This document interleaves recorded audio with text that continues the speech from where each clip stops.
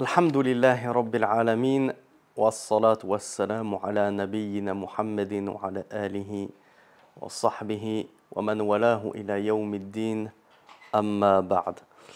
On arrive à un cours très important et qu'on m'a souvent demandé, Bab fil ahkam allati tata'allaqu bil masbouq.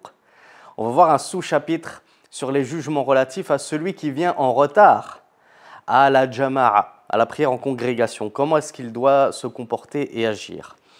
Le cheikh nous dit الصحيح من قولي العلماء أن المسبوق لا يدرك صلاة الجماعة إلا بإدراك ركعة. Le cheikh nous dit le plus juste des deux paroles des savants. Donc on comprend qu'il y a la parole de Cheikh Salih Al-Fawzan pour laquelle il a opté, ainsi que d'autres savants que lui, et il y a une parole qui dit le contraire. Il faut toujours comprendre cela lorsque vous entendez souvent dans les propos d'Ibn Baz notamment as-sahih min qawlay al-ulama. Ça veut dire il y a deux paroles. Il ne faut pas croire que c'est l'unique vérité. Cheikh Fawzan nous dit donc parmi les deux paroles qui existent, le plus juste c'est que celui qui est venu en retard ne pourra obtenir la jama'a, c'est-à-dire la prière en congrégation, que s'il arrive à obtenir et à attraper, ou à rattraper plutôt, au moins une raka'a. Il a réussi à avoir au moins une unité de prière avec l'imam. Et on va voir ce qui est voulu très précisément par raka'a, unité de prière ici. On en comprend que d'autres savants voient que même s'il a eu moins qu'une unité de prière, il est quand même considéré comme ayant eu al-jama'a, la prière en congrégation. فَإِنْ أَدْرَكَ أَقَلَّ مِنْ ذَلِكَ. Mais, selon l'avis de Cheikh Fawzan, qui est l'avis le plus correct selon lui, s'il a attrapé moins qu'une raka'a, لَمْ يَكُنْ مُدْرِكًا لِلْجَمَاعَ. Alors, on ne considérera pas qu'il aura eu la prière en congrégation, qu'il aura prié en congrégation. وَلَكِنْ يَدْخُلُ مَعَ الْإِمَامِ فِيمَا أَدْرَكَ. Qu'est-ce qu'il fait alors? Est-ce qu'il raisonne, comme j'ai raté la jama'a, puisque je suis arrivé dans, par exemple, la toute dernière prosternation, où je suis arrivé au moment où ils étaient en plein dernier tashahhud. Puisque Cheikh Fawzan me dit que je n'ai pas eu la jama'a, tant pis, je ne prie pas avec eux et je vais prier tout seul derrière un pilier de la mosquée. Non, Cheikh Fawzan nous dit, quand bien même tu n'as pas réussi à avoir al-jama'a, tu rentres quand même avec l'imam dans la position dans laquelle il se trouve. Et donc au final, j'ai un peu l'impression que les deux paroles se rejoignent, puisque Cheikh Fawzan nous dit malgré tout, avec ta niyya, ton intention, tu auras quand même la récompense de al-jama'a. Donc dans tous les cas, tu as, incha'Allah, au moins la récompense de la jama'a, qu'on considère que tu aies réussi à prier en jama'a ou non, puisque innamal a'malu bin niyat, les actes sont pris en considération en fonction de leur intention. كما إذا وجدهم قد صلوا فإن لهم بنيته أجر من صلى في جماعة. Cheikh Fawzan nous dit de la même façon que, imagine que toi tu te rends à la mosquée et tu vois que ça y est, ils ont terminé leur prière. Eh bien, Cheikh Fawzan nous dit, malgré tout, tu auras la récompense de cette prière en congrégation qui t'a pourtant échappé et que tu as manqué en totalité, mais par la bonne niya que tu avais. Tu avais l'intention d'aller prier avec eux en jama'a à la mosquée, tu auras la récompense de la jama'a même si elle t'a échappé. Kama waradat bihi al-ahadith. Il y a de nombreux ahadiths qui prouvent cela. Anna man nawa al-khayra ولم يتمكن من فعله كتب له مثل أجر من فعله. Il y a un hadith même global qui indique que, et on l'a étudié dans la playlist Al-Arba'in Al-Nawawiyah, quiconque a mis l'intention de faire un bien et qu'il n'a pu accomplir ce bien-là, eh bien il sera quand même récompensé pour l'intention qu'il avait mise pour pratiquer ce bien. وتدرك الركعة بإدراك الركوع على الصحيح. Donc Cheikh Fawzan, hafidhahullah, il nous a dit que la jama'a, pour être considéré comme ayant prié en jama'a, en congrégation, faut au moins avoir attrapé avec l'imam une unité de prière. Mais quand est-ce que je dois l'attraper au minimum, cette unité de prière? Est-ce que je suis obligé de l'avoir prié dès le début, c'est-à-dire d'avoir assisté à la lecture de la Fatiha, même si dans les dernières unités de prière, en dehors du Fajr, en dehors de la prière du Fajr, elle se prie à voix basse. Mais admettons que tu trouvais quand même l'imam comme ça debout et tu sais qu'il était en train de lire Al-Fatiha. Est-ce que c'est forcément à ce moment-là que tu dois attraper l'imam? Non, le cheikh nous dit, selon l'avis le plus correct, parmi les deux avis qui existent, encore une fois, souvenez-vous, deux avis, ça veut dire qu'il y a un khilaf, il y a une divergence. Ne pensez pas que voilà, c'est la seule et unique vérité et que personne n'a jamais contredit cet avis-là. Le cheikh nous dit, pour avoir réussi à saisir avec l'imam une unité, il faut que tu l'aies attrapé durant le recours, l'inclinaison. Et ça, c'est dommage que Cheikh Salih Al-Fawzan ne l'ait pas évoqué. Et nous, on l'avait évoqué dans notre autre playlist Minhaj al-Muslim, parce que je pense que c'est une question importante. Moi, je sais qu'elle m'avait beaucoup posé problème à l'époque, lorsque je commençais à étudier la science et le fiqh. Je me disais, oui, mais c'est quand qu'on a le recours avec l'imam? Est-ce que quand l'imam il commence à se redresser de son inclinaison et que moi, à ce moment-là, je tombe en inclinaison, est-ce que je considère que je l'ai eu ou non? Eh bien, quand est-ce que tu as l'inclinaison? Et d'ailleurs, j'en ai fait une vidéo dédiée sur ma chaîne YouTube dans la rubrique divers, je crois. L'inclinaison avec l'imam à recours, elle s'attrape lorsque l'imam il a encore ses deux mains sur les genoux. À partir du moment où il s'est relevé au point que ses mains se soient décollées de ses genoux, tu as manqué à recours. De la même façon, imagine que l'imam, il commence à se relever et que toi, de la même façon, tu étais en train de t'abaisser, mais tes mains n'avaient toujours pas touché tes genoux, tu as encore plus manqué la raka'a. Donc quand est-ce que la raka'a et le recours s'obtiennent et sont considérés comme ayant été obtenus dans une jama'a? C'est lorsque tes deux mains à toi lorsque tu t'es tellement incliné si bas que tes deux mains ont pu toucher tes genoux. Et que l'imam, dans le même temps, était dans cette même position. Que ses mains ne s'étaient pas décollées de ses genoux à lui. Si tu arrives à voir l'imam dans cette position-là, tu as eu le recours, l'inclinaison, et tu as eu la raka'a. Donc, tu as eu al-jama'a, la prière en congrégation.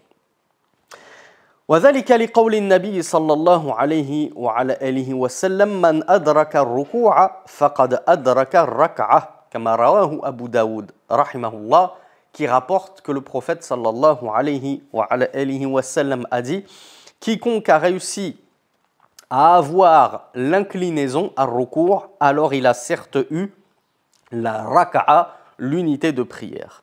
ولما في الصحيح من حديث أبي بكر وقد جاء والنبي صلى الله عليه وعلى آله وسلم في الركوع فركع دون الصف ولم يأمره النبي صلى الله عليه وعلى آله وسلم بإعادة الركعة فدل على الاجتزاء بها. Et Cheikh Fawzan Hafidhahullah nous dit de même qu'il y a dans le hadith de Abi Bakra, donc à ne pas confondre avec Abu Bakr. Il y a Abu Bakr qui est un noble compagnon et il y a Abu Bakra qui est aussi un noble compagnon. Abu Bakra, qu'est-ce qu'il avait fait? Il s'était rendu à la mosquée pour prier avec le prophète sallallahu alayhi wa sallam et il avait trouvé le prophète sallallahu alayhi wa sallam en recours, en inclinaison. Et il a eu peur de manquer cette raka'a avec le prophète, alors il s'est incliné, il a fait son recours, alors même qu'il ne s'était pas encore introduit dans le rang des prieurs. Donc il a fait recours derrière les prieurs. Puis, en position de recours incliné, il a commencé à avancer pour s'introduire dans le rang. Rasulullah sallallahu alayhi wa sallam lui avait dit: Zadakallahu hirsan wa la ta'ud. Qu'Allah Azza wa Jal te rajoute en engouement pour la prière, en jama'a, etc., mais ne récidive pas. Donc on voit que Rasulullah sallallahu alayhi wa sallam, on apprend deux choses de ce hadith. Premièrement, que Rasulullah sallallahu alayhi wa sallam a interdit de faire cela, puisqu'il a dit wala ta'ud, ne récidive pas, ne recommence pas, ne fais plus ceci. Mais en même temps, le prophète sallallahu alayhi wa sallam ne lui a pas dit cette rak'a-là, cette unité de prière-là, tu ne dois pas la comptabiliser, tu dois la recommencer. Non, il a considéré qu'il avait eu ar-rak'a, cette unité de prière. Donc on voit que à partir du moment où tu as attrapé l'imam dans son recours, tandis que toi-même tu étais en recours, alors tu as eu la raka'a, c'est bon, alhamdulillah.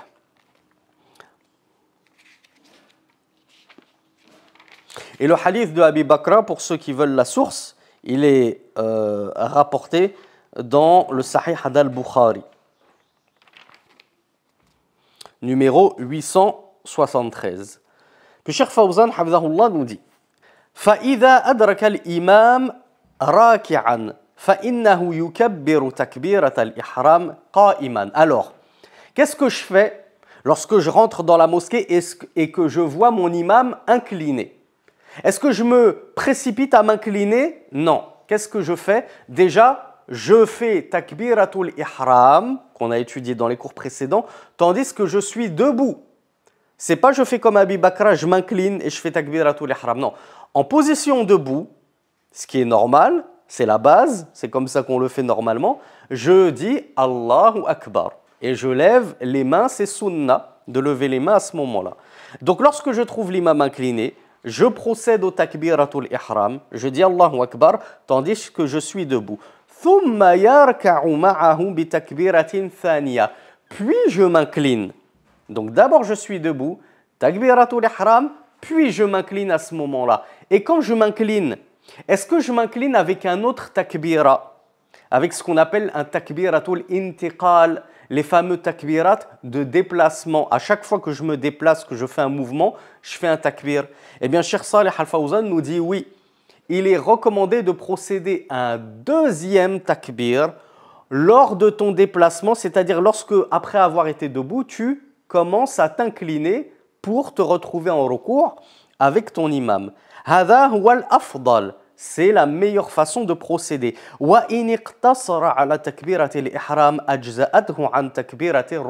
Cependant, si tu ne procèdes pas à ce takbir de l'intiqal, le takbir du ruku', le deuxième, eh bien, ce n'est pas grave, ta prière elle est valide et ton premier takbir, qui était le takbiratul ihram, te suffit. Donc on voit que la meilleure des choses à faire, c'est de faire deux takbirs, le premier takbiratul ihram et le deuxième takbiratul ruku' ou l'intiqal. Mais si tu te contentes du tout premier takbiratul ihram, cela te suffit pour les deux. فَتَكْبِيرَةُ الْإِحْرَامِ لَا بُدَّ مِنَ الْإِتْيَانِ بِهَا وَهُوَ قَائِمٌ. Il est donc indispensable de procéder au takbiratul ihram tandis que tu es debout. وَأَمَّا تَكْبِيرَةُ الرُّكُوعِ فَمِنَ الْأَفْضَلِ الْإِتْيَانُ بِهَا بَعْدَهَا. Et c'est meilleur de rajouter takbiratul ruku' après le takbiratul ihram. وَإِذَا وَجَدَ الْمَسْبُوقُ الْإِمَامَ عَلَى أَيِّ حَالٍ مِنَ الصَّلَاةِ دَخَلَ مَعَهُ. Et ça, c'est une erreur que j'ai beaucoup vue, principalement en Égypte et en France. J'ai beaucoup vu cette erreur-là. Je trouve que l'imam, il est, par exemple, dans as-sajda. Il est dans une prosternation. Il est dans un tashahhud. Moi, je me dis, puisque j'ai raté cette raka'a-là, puisque je n'ai pas eu le recours de avec l'imam, donc cette raka'a-là, je ne dois pas la compter. Elle est perdue, entre guillemets, je devrais la rattraper dans tous les cas. Eh bien, ça ne sert à rien que je rentre avec l'imam à ce moment-là et que je tombe en soujoud, en prosternation, ou que je m'assois pour faire mon tashahhud avec l'imam, autant que j'attende qu'il se relève pour entamer sa troisième raka'a, et à ce moment-là, j'entrerai moi-même en prière. Eh bien, ça, c'est une erreur. Cheikh Saleh Al-Fawzan, hafidhahullah, nous dit, peu importe la station dans laquelle tu vas trouver l'imam, rejoins-le. Si tu trouves l'imam en soujoud, rejoins-le en soujoud. Prosterne-toi. N'attends pas qu'il se relève pour rentrer toi en prière. Même si cette raka'a ne doit pas être comptée, tu dois rejoindre l'imam et le suivre. Le cheikh nous dit li hadith Abi Hurayra wa ghayrihi ridwanullahi alayhim idha ji'tum ila as-salat wa nahnu sujud fasjudu wa la ta'udduha shay'an. Dans un hadith rapporté par Abu Daoud, numéro 893, le prophète sallallahu alayhi wa sallam a dit « Lorsque vous vous rendez à la prière et que nous sommes prosternés, alors prosternez-vous et ne la comptez pas. » C'est-à-dire cette unité de prière dans laquelle vous êtes prosterné, ne comptez pas que c'est votre première unité. vous devrez la rattraper. Mais prosternez-vous si vous nous trouvez prosternés. Donc ça, c'est un hadith authentique qui prouve que on ne doit pas attendre comme ça que l'imam il se relève. On doit rejoindre l'imam, peu importe la station dans laquelle il se trouve. فَإِذَا سَلَّمَ الْإِمَامُ تَسْلِيمَةَ الثَّانِيَةَ. Mais imagine que toi, tu attrapes l'imam alors qu'il vient de faire la deuxième salutation. Ou plutôt, pardon, on n'est pas encore là. Lorsque l'imam fait la deuxième salutation, un premier salam à droite, le deuxième salam à gauche. قام المسبوق ليأتي بما فاته من الصلاة. Moi, j'avais raté une partie de la prière avec l'imam. Quand est-ce que je me lève pour rattraper ce que j'ai manqué? Cheikh Saleh Al-Fawzan nous dit lorsque l'imam a fait son deuxième salam. Ça encore, c'est une erreur qu'on rencontre fréquemment. C'est que des gens se précipitent à se lever pour rattraper ce qu'il leur manquait, ce qu'ils ont raté de la prière en jama'a, après le tout premier salam de l'imam. Parfois même, l'imam n'a même pas fini de dire « Assalamu alaykum ». Il dit « Assa » et les gens commencent à se précipitent à se lever pour compléter.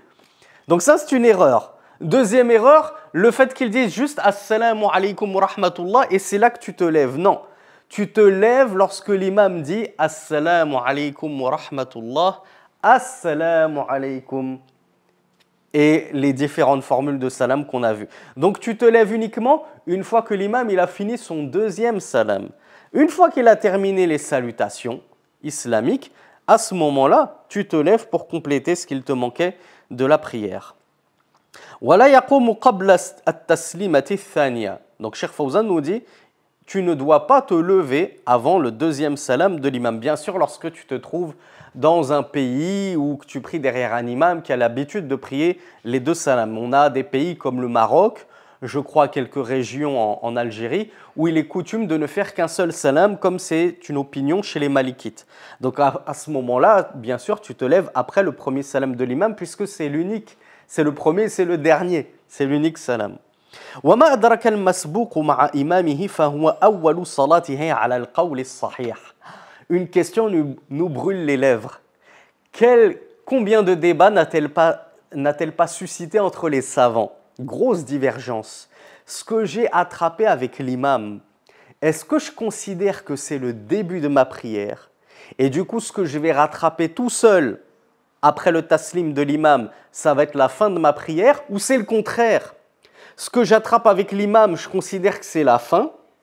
Et ce que je vais rattraper de ma prière, c'est le début. Vous pourriez vous dire, les moins sagaces d'entre vous, sans vouloir vexer et froisser qui que ce soit, pourraient se dire, qu'est-ce que ça change? Mais les doués d'esprit parmi vous savent ce que ça change. Ça change que si je considère que ce que je vais rattraper tout seul après le salam de l'imam, c'est le début de ma prière, eh bien ça va changer qu'il sera légiféré que tu ajoutes une sourate après la sourate Al-Fatiha, après ta lecture d'Al-Fatiha, tu lis une sourate. Tandis que si je considère que ce que je vais rattraper, c'est la fin de ma prière, eh bien il ne sera pas légiféré de rajouter une sourate après Al-Fatiha. De la même façon, si c'est le début de ma prière et que j'étais dans une prière jahriya à voix haute, il sera légiféré d'élever la voix lorsque je vais rattraper ce début de prière. Bien sûr, si je ne gêne pas autrui, ça c'est une erreur dont on a souvent parlé. Des gens ont cet avis-là, que dès que je vais rattraper ce que j'ai manqué, c'est le début de ma prière. Et comme c'était le début du Fajr, du Maghrib, du Aïcha, je le rattrape à voix haute, alors que j'ai des fidèles à côté de moi qui rattrapent aussi leur prière et je vais les gêner dans ma lecture. Ça, c'est une grosse erreur également et c'est un manque de fiqh, un manque de compréhension et tout simplement un manque de civisme et de savoir-vivre. Même si on n'a pas de fiqh, au moins le civisme devrait te faire comprendre que tu n'as pas à élever la voix au-dessus de la lecture de ton frère qui lui-même a besoin de concentration pour lire sa Fatiha et sa sourate après Al-Fatiha. Donc ça, c'était pour vous expliquer quelles sont les conséquences qui vont découler de ce khilaf. Maintenant, quel est l'avis le plus correct? On s'en tient à la parole de Cheikh Saleh Al-Fawzan, sachant qu'il y a deux avis. Les deux avis existent. Pour Cheikh Saleh Al-Fawzan, le plus correct, c'est que ce que tu vas attraper avec l'imam lorsque tu es en retard, c'est le début de ta prière. Du coup, ce que tu vas rattraper tout seul, c'est la fin de ta prière. Quelle est la preuve de Cheikh Salih Al-Fawzan? Il nous dit وَمَا يَأْتِ بِهِ بَعْدَ السَّلَامِ الْإِمَامِ فَهُوَ آخِرُهَا لِقَوْلِ النَّبِيِّ صلى الله عليه وعلى آله وسلم وَمَا فَاتَكُمْ فَأَتِمُّوا. Parce que le prophète sallallahu alayhi wa sallam a dit dans un hadith unanimement authentique, et ce qui vous a échappé, c'est-à-dire ce que vous avez manqué de la prière en congrégation, fa'atimmu, complétez-le. Eh bien, Cheikh Fawzan nous dit wa huwa riwayatul jumhur lil hadith. Et ça, c'est la version du hadith rapportée par la majorité des muhaddithin. Et la minorité n'ont pas dit fa'atimmu, mais faqdu, qui signifie compléter ou plutôt rattraper. La minorité qui s'accroche à cette version-là considère que faqdu min al-qada, ça signifie rattraper. Donc ce que tu rattrapes, c'est le début de ta prière. Mais si tu complètes, comme dans la version du Jumhur, compléter, ça veut dire ce que tu complètes, c'est que le début, tu l'as eu. Et toi, tu complètes en ajoutant la fin, ce qu'il manque. Vous comprenez? À cause de quoi les savants divergeaient? À cause d'un seul mot, un seul verbe. Dans une version, il y a faqdu qui signifie rattraper. C'est-à-dire que le début, tu le rattrapes. Et dans la version du Jumhur de la majorité, fa'atimmu, compléter. Donc j'ai eu mon début. Je vais juste compléter la fin. Et Cheikh Salih Al-Fawzan nous dit que l'avis le plus correct, c'est qu'on complète. Donc ce que tu vas faire tout seul, c'est la fin de ta prière. Pourquoi? Parce que la version majoritaire, elle a pour verbe fa'atimmu qui veut dire compléter. Et deuxièmement, Cheikh Salih Al-Fawzan a interprété l'autre version qui dit rattraper faqdu en disant al-qada huna al-muradu bihi al-fi'l. Ce qui est voulu par al-qada, ce n'est pas le sens terminologique jurisprudentiel qui est voulu dans d'autres situations et qui signifie le rattrapage. Ce qui est voulu par qada, c'est son sens linguistique premier qui veut dire faire. Qada, yaqdi, ça veut dire il fait. Il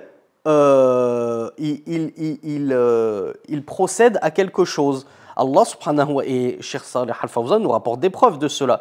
Il nous dit لأن القضاء يراد به الفعل لقوله تعالى فإذا قضيت الصلاة. Lorsque la prière a été accomplie, terminée, dans Surat Al-Jumu'ah, le verset numéro 10. Donc ici, ce qui est voulu par إذا قضيت الصلاة, ça veut dire lorsque la prière elle a été faite. Donc ce n'est pas forcément lorsque la prière a été rattrapée. On voit que le mot qada ici, il veut juste dire lorsque la prière a été faite, qu'elle a été complétée. De la même façon, dans Surat Al-Baqarah, verset 200, Allah nous dit فَإِذَا قَضَيْتُم مَنَاسِكَكُمْ. Lorsque vous avez fait vos rites, lorsque vous avez complété vos rites. Donc on voit que le al-qada ici, ce n'est pas lorsque vous avez rattrapé vos rites, c'est-à-dire lorsque vous avez procédé à tous les rites et que c'est fini. Donc ça, c'est la preuve de Cheikh Salih Al-Fawzan qui nous dit فَيُحْمَلُ قَوْلُهُ فَقْضُ عَلَى الْأَدَاءِ وَالْفَرَاغِ. Donc cette version du hadith faqdu, on doit la comprendre dans le sens lorsque vous vous êtes acquitté de la prière, qu'elle est terminée avec l'imam, alors à ce moment-là, atimmu, complétez-la. Donc complétez-la. Et donc, selon l'avis de Cheikh Fawzan, hafidhahullah, lorsque je complète ma prière, je ne lis pas de sourate après sourate al-Fatiha si c'est la 3e et 4e raka'a. De même que je ne les lis pas à voix haute. Dans tous les cas, je les lirai à voix basse, sauf si c'était la prière du Fajr. وإذا كانت الصلاة جهرية وجب على المأموم أن يستمع لقراءة الإمام. Si j'arrive dans une prière à voix haute et que l'imam il est en train de prier à voix haute, même si moi j'ai manqué par exemple la première unité, eh bien, Cheikh Salih Al-Fawzan nous dit qu'il est obligatoire au ma'moum d'écouter la lecture de l'imam. وَلَا يَجُوزُ لَهُ أَنْ يَقْرَأَ وَإِمَامُهُ يَقْرَأ لَا سُورَةَ الْفَاتِحَةِ وَلَا غَيْرَهَا. Donc il ne t'est pas autorisé de lire alors que l'imam est en train de lire à voix haute, ni la Fatiha ni autre que cela. Et ça, effectivement, c'est encore une erreur. Et je ne sais plus si c'est Cheikh Salih Al-Sheikh qui l'avait mentionné dans une vidéo assez récente, c'est que fait partie des erreurs des prieurs que lorsqu'ils se rendent un peu en retard avec l'imam et que l'imam il est en train de lire le Coran, toi tu arrives, tu commences à faire takbiratul ihram et tu vas commencer à lire al-du'a ou l'istiftah qu'on a étudié dans des cours précédents, la fameuse du'a d'introduction à la prière. Allahumma ba'id bayni wa bayna khatayaya kama ba'adta bayna al-mashriq wal maghrib, etc. Ou l'autre du'a d'al-istiftah. Tu n'as pas à faire cela. Pourquoi? Cheikh Fawzan et Cheikh Salih Al-Sheikh nous expliquent que lorsque l'imam lit le Coran, tu dois écouter. Et on va voir la preuve issue du Coran. Donc tu ne dois pas te détourner de l'écoute de la lecture de la Fatiha ou d'une autre sourate de l'imam pour lire toi-même ni Al-Fatiha ni autre que cela. Ni même dua al-istiftah, ni at-ta'awudh, a'udhu billahi minash shaitanir rajim. La seule chose qui était autorisée de faire, c'est de dire Allahu Akbar pour entrer en prière. Ensuite, directement tu écoutes la lecture de l'imam. Et ceci car Allah subhanahu wa ta'ala nous dit dans le Coran, surat Al-A'raf, verset 204, وَإِذَا قُرِئَ الْقُرْآنُ فَاسْتَمِعُوا لَهُ وَأَنصِتُوا لَعَلَّكُمْ تُرْحَمُونَ. Lorsque le Coran est lu, alors prêtez-y l'oreille, c'est-à-dire écoutez-le et faites silence afin qu'il vous soit fait miséricorde. قال الإمام أحمد رحمه الله أجمعوا على أن هذه الآية في الصلاة. L'imam Ahmed en exégèse de ce hadith, de ce verset, a dit les savants sont unanimes, ijma', que cette parole d'Allah subhanahu wa ta'ala, ce qui est visé par là, c'est la lecture en prière. Lorsque le Coran est lu, c'est-à-dire en prière, c'est-à-dire que l'imam élève la voix dans une prière jahriya, à voix haute, fastami'u lahu, écoutez-le, wa ansitu, et faites silence. Ne lisez pas vous-même surat al-Fatiha, ne lisez pas des du'as pendant que le Coran est récité en prière. فلو أن القراءة تجب على المأموم لما أمر بتركها لسنة الاستماع. Si la lecture de Al-Fatiha était obligatoire à ce moment-là, pour tout prieur, même celui qui arrive en retard et qui a manqué la Fatiha avec l'imam, si il était obligé de lire Al-Fatiha, Allah Azza wa Jal n'aurait pas ordonné qu'on écoute le Coran, c'est-à-dire en prière, lorsqu'il est lu. Mais Allah Azza wa Jal aurait fait une exception. ولأنه إذا انشغل المأموم بالقراءة لم يكن لجهر الإمام فائدة. Et si celui qui a manqué une partie de la prière, il devait se détourner de la lecture de l'imam pour lire lui-même Al-Fatiha, alors quel intérêt à ce que l'imam lise à voix haute? Si chacun avait le droit de se détourner de la lecture de l'imam pour faire sa propre lecture à lui, alors quelle utilité aurait le fait d'élever la voix pour l'imam dans sa prière, nous dit Cheikh Salih Al-Fawzan. وَلِأَنَّ تَأْمِينَ الْمَأْمُومِ عَلَى قِرَاءَةِ الْإِمَامِ يَنْزِلُ مَنْزِلَةَ قِرَاءَتِهَا. Et Cheikh Fawzan nous dit ton ta'min, c'est-à-dire le fait que tu dises amin. Imagine que toi tu arrives à la fin de la Fatiha. Mais il te suffit de dire amin pour avoir la récompense de la lecture de Al-Fatiha. Pourquoi? Cheikh Fawzan Hafidhahullah nous dit le fait de dire amin, ça c'est considéré comme lecture de la Fatiha.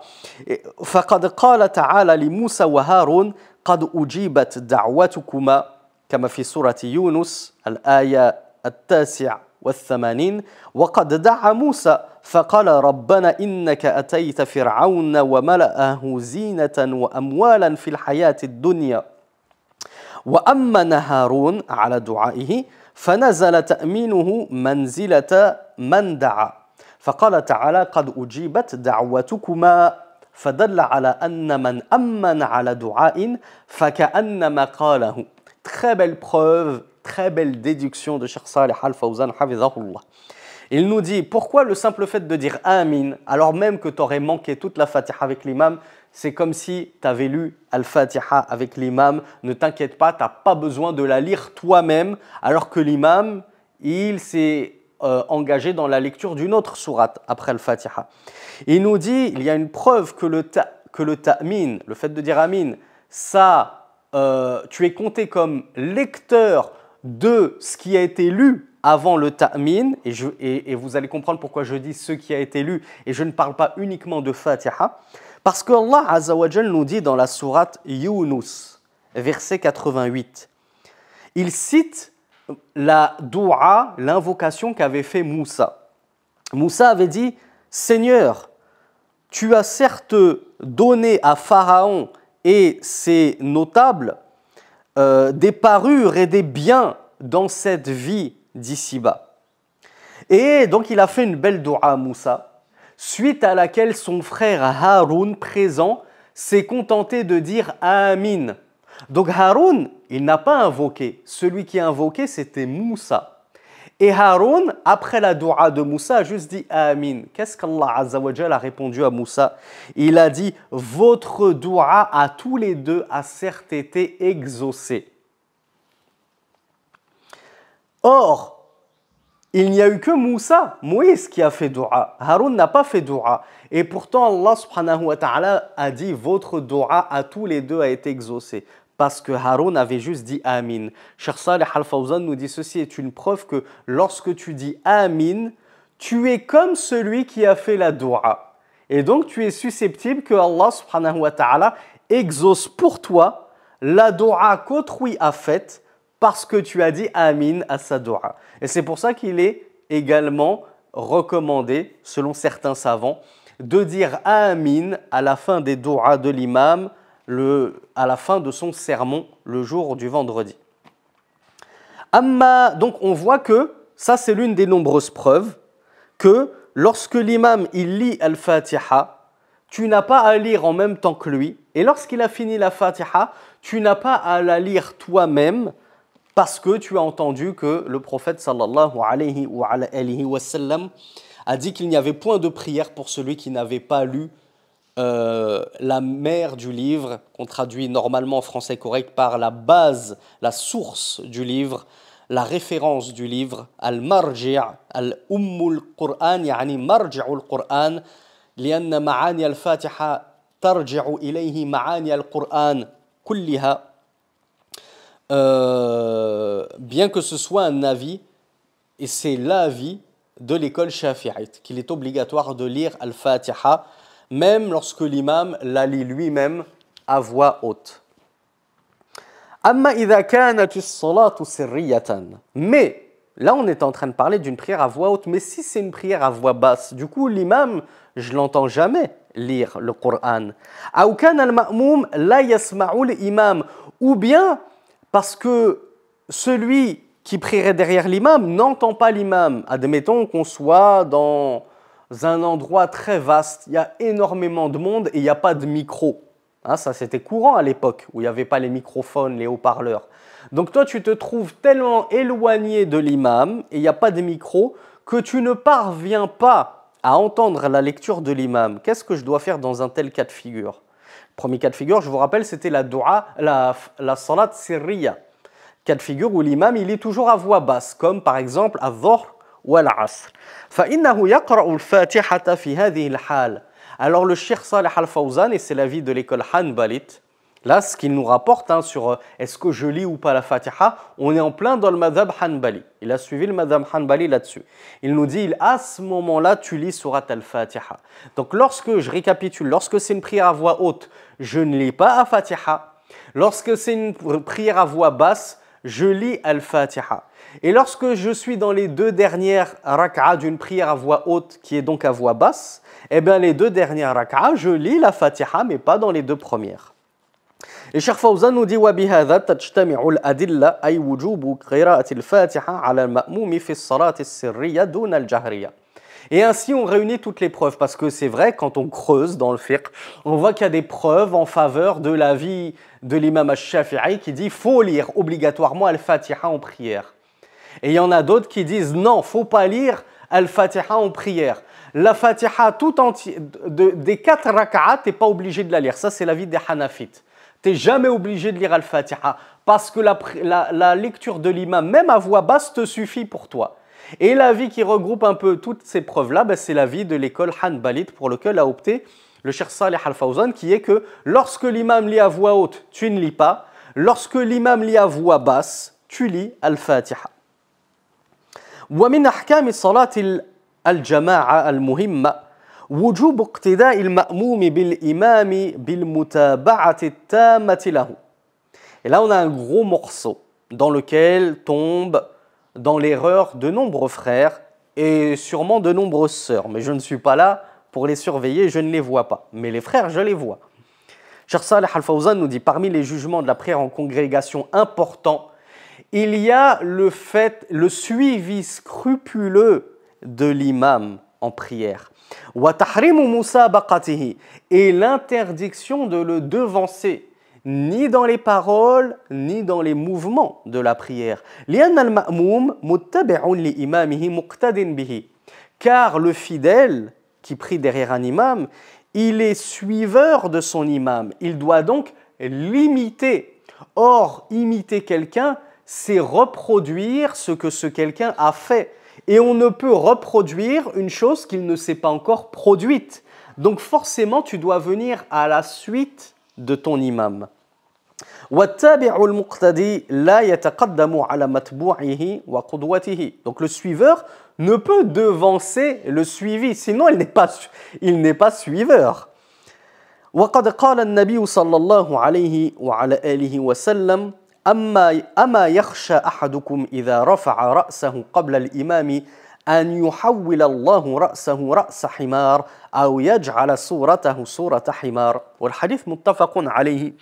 Dans un hadith unanimement authentique, le prophète sallallahu alayhi wa sallam a dit: l'un d'entre vous ne craint-il pas lorsqu'il relève sa tête avant l'imam, c'est-à-dire lorsqu'on se relève de l'inclinaison ou lorsqu'on se relève de la prosternation, l'un d'entre vous ne craint-il pas lorsqu'il relève sa tête avant l'imam qu'Allah ne lui change sa tête en tête d'âne? Subhanallah. فَمَنْ تَقَدَّمَ عَلَى إِمَامِهِ كَانَ كَالْحِمَارِ الَّذِي لَا يَفْقَهُ مَا يُرَادُ بِعَمَلِهِ وَمَنْ فَعَلَ ذَلِكَ اسْتَحَقَّ الْعُقُوبَةَ. Cheikh Saleh Al-Fawzan commente et il nous dit, celui qui va précéder son imam, il est tel l'âne qui ne comprend pas ce qu'il fait et ce qui est attendu de lui.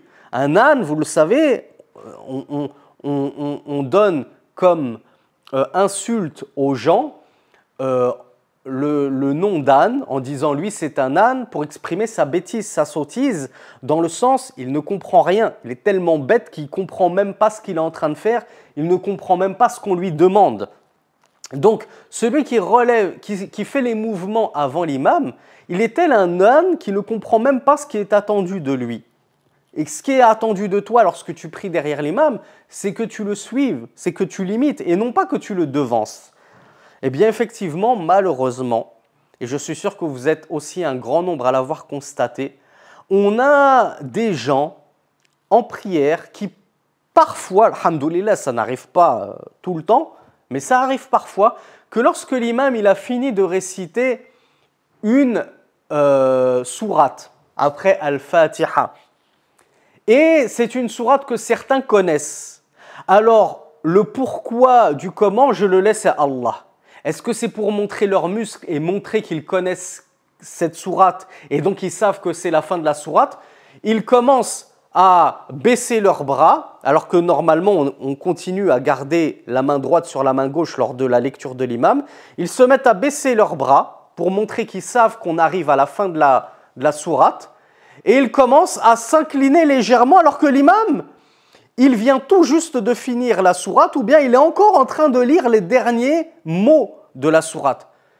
Est-ce que c'est histoire de montrer aux gens, de faire le malin, regardez, moi je connais cette sourate, je sais que c'est la fin, ou bien c'est juste, comme le dit Cheikh Saleh Al-Fawzan, de la bêtise, qu'ils n'ont toujours pas compris qu'est-ce qui était attendu d'eux, et ils se mettent donc à précéder l'imam en commençant à ployer les lombes, c'est-à-dire à ployer les lombaires, à ployer le dos, avant que l'imam, lui, n'ait commencé à s'incliner. Et ça, c'est une grande erreur qu'on rencontre malheureusement très souvent. Et le Cheikh Saleh Al-Fawzan nous dit, ou il nous rapporte, la parole du messager d'Allah sallallahu alayhi wa sallam, « Innama ju'ila al-imamu liyu'tamma bih, fala tarka'u hatta yarka' wa la tasjudu حتى يسجد وفي رواية لأحمد وأبي داود قال إنما جعل الإمام ليؤتم به فإذا ركع فاركعوا ولا تركعوا حتى يركع وإذا سجد فاسجدوا ولا تسجدوا حتى يسجد. Dans un hadith authentique, le prophète sallallahu alayhi, qui est rapporté par Muslim, numéro 929, le prophète sallallahu alayhi wa sallam a dit: l'imam n'a été instauré que pour être suivi et imité. Donc ne vous inclinez pas jusqu'à ce qu'il se soit incliné. Et ne vous prosternez pas, pardonnez-moi, jusqu'à ce qu'il se soit prosterné. Dans une version de ce hadith rapporté par l'imam Ahmed et Abu Daoud, le prophète a dit, sallallahu alayhi wa sallam, l'imam n'a été instauré que pour être suivi et imité. Ainsi, lorsqu'il s'incline, alors inclinez-vous. Alors, petite parenthèse, petite faïda, farka'u. Le prophète n'a pas dit thumma rka'u. Sachez que dans la langue arabe, il y a une subtilité entre puis et puis. Subtilité que nous n'avons pas en français. Puis et ensuite, ça veut dire la même chose. Dans la langue arabe, fa et thumma ne veulent pas dire exactement la même chose. Fa, ça indique le suivi imminent. Je fais quelque chose après quelque chose de manière suivie, avec un suivi imminent, c'est-à-dire juste après. Tandis que thumma yadullu ala tarahi. Thumma, ça indique le suivi, mais avec une certaine latence. Donc si Rasulullah sallallahu alayhi wa sallam avait dit fa idha raka'a thumma irka'u, si le prophète avait dit lorsque l'imam s'incline, puis inclinez-vous, on aurait pu se dire on a le droit de prendre notre temps dans le suivi de l'imam.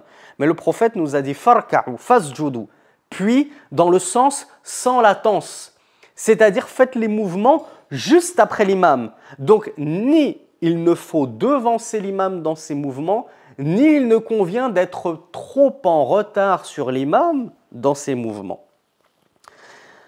Donc le prophète dans ce hadith, sallallahu alayhi wa sallam, a dit « Et ne vous inclinez pas jusqu'à ce qu'il se soit parfaitement incliné. Et ne vous prosternez pas jusqu'à ce qu'il, l'imam, se soit parfaitement prosterné. » وكان الصحابة خلف النبي صلى الله عليه وسلم لا يحني أحد منهم ظهره حتى يقع رسول الله صلى الله عليه وسلم ساجدا ثم يقعون سجودا بعده والحديث متفق عليه. Et là on a une autre erreur. C'est pas juste ceux qui commencent à s'incliner avant l'inclinaison de l'imam.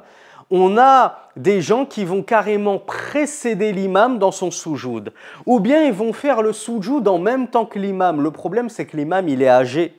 Et il met du temps à tomber en soujoud. Et toi, tu es un jeune vigoureux. Si tu débutes ton soujoud avant l'imam, tu vas te retrouver le front à terre avant que l'imam n'ait eu le temps de poser son front à terre. Voilà pourquoi le prophète sallallahu alayhi wa sallam avait dit dans cette version de Ahmed et Abu Daoud, ne vous prosternez pas jusqu'à ce qu'il se soit prosterné, c'est-à-dire complètement. Voilà comment l'ont compris les compagnons. Et voilà pourquoi Al-Bara ibn Azib radiyallahu anhu nous rapporte dans ce hadith unanimement authentique qu'on trouve dans Bukhari numéro 690 et 1062. Il disait « Nous ne ployons nos dos ».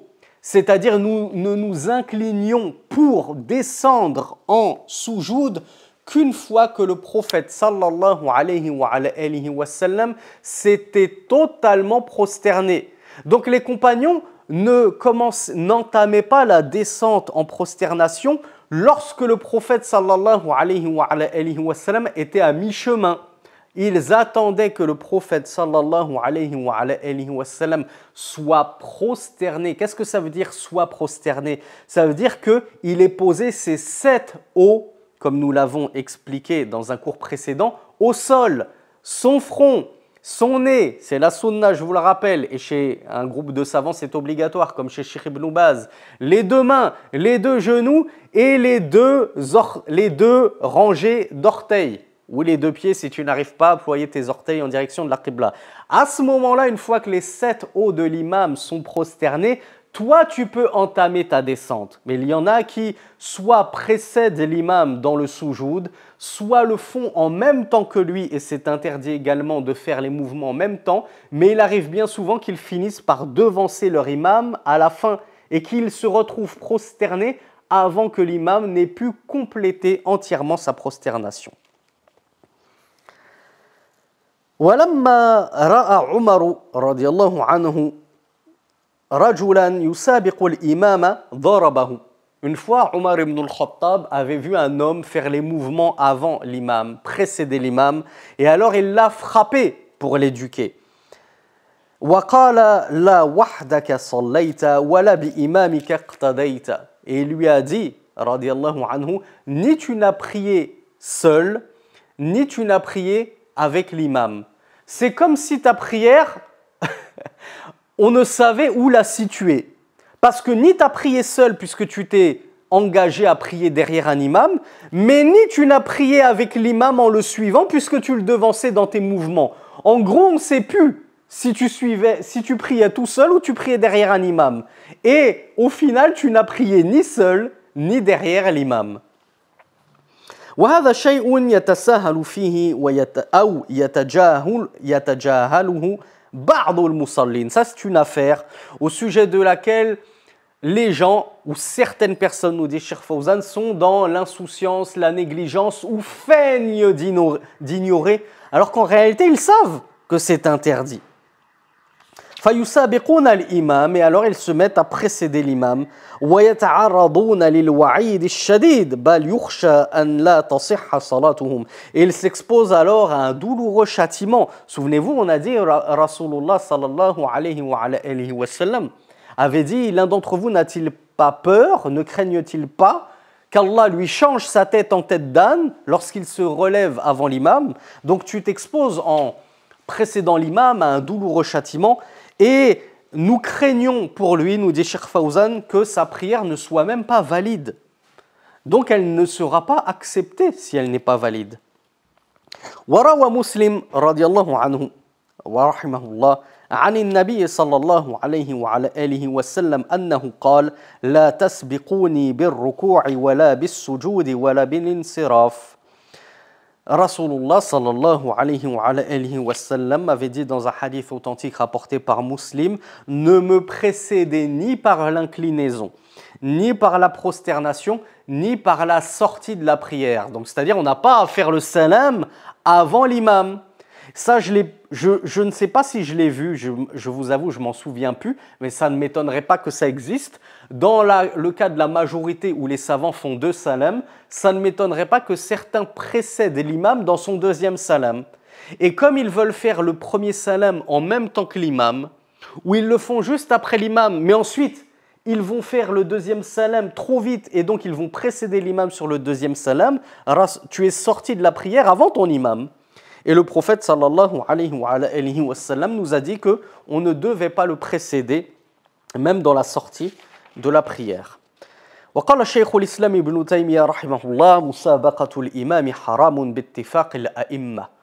Cheikh al-Islam ibn Taymiyyah a dit le fait de précéder l'imam, c'est-à-dire dans les mouvements ou les paroles dans la prière, est interdit, haram, c'est illicite à l'unanimité des imams, des savants. لا يجوز لأحد أن يركع قبل إمامه ولا يرفع قبله ولا يسجد قبله وقد استفاضت الأحاديث عن النبي صلى الله عليه وعلى آله وسلم بالنهي عن ذلك. Donc Cheikh al-Islam a dit il n'est permis à quiconque, il n'est pas permis à quiconque de se prosterner, de s'incliner avant son imam. Donc qu'il ne se relève pas de l'inclinaison avant son imam, qu'il ne se prosterne pas avant son imam. Et les hadiths indiquant l'interdiction de cela, de devancer l'imam en prière, sont nombreux. Cheikh Fawzan hafidhahullah conclut en nous disant musabaqatul imam tala'ubun min ash-shaytan bi ba'd al-musallin hatta yukhilla bi salatihi. Mes chers frères, mes chères sœurs, faites attention. Cheikh Fawzan hafidhahullah nous dit que le fait de devancer l'imam, ce n'est rien d'autre qu'un stratagème du diable afin de corrompre votre prière, de gratter un maximum de récompenses, de faire tomber un maximum de récompenses de votre prière. وإلا فماذا يستفيد الذي يسابق الإمام. Et effectivement, Cheikh Fawzan nous dit, et quoi qu'il en soit, qu'est-ce qu'en retire comme faïda, comme bénéfice, comme intérêt, celui qui précède l'imam? Toi, lorsque tu veux t'incliner avant l'imam, que ce soit pour montrer à tout le monde que tu connais la sourate ou autre raison que cela, qu'est-ce que tu y gagnes? Quel est l'intérêt et quel est le bénéfice dans le fait que tu te prosternes avant l'imam? Est-ce que c'est une course? Est-ce que le but du jeu, c'est que tu termines avant l'imam? Cheikh Fawzan, hafidhahullah, nous dit dans tous les cas, tu ne sortiras de ta prière qu'après le salam de l'imam. Donc dans tous les cas, tu devras terminer ta prière après que l'imam ait terminé la sienne. Alors pourquoi est-ce que tu veux concourir contre l'imam? Pourquoi tu cherches à le devancer? Dans tous les cas, tu ne pourras pas finir ta prière et en sortir avant l'imam. Sinon, ta prière sera caduque et elle sera invalide. فَيَجِبُ عَلَى الْمُسْلِمِ أَنْ يَنْتَبِهَ لِذَلِكَ. Il convient donc aux musulmans de faire attention à cela. وَأَنْ يَكُونَ مُلْتَزِمًا لِأَحْكَامِ الِائْتِمَامِ وَالِاقْتِدَاءِ. Et qu'il s'accroche fermement et rigoureusement à ces jugements relatifs au suivi de l'imam et à l'imitation de l'imam dans la prière. Nas'alullah lil jami' al-fiqh fi dinihi wal basirata fi ahkamihi. On demande à Allah Azza wa Jal qu'il nous accorde le fiqh, la bonne compréhension dans sa religion et la clairvoyance dans les jugements religieux. Comme je vous l'ai dit tout à l'heure, même si tu n'as pas de fiqh, il suffit que tu sois un minimum clairvoyant, que tu aies un minimum de jugeote pour comprendre de toi-même que tu ne devrais pas précéder l'imam.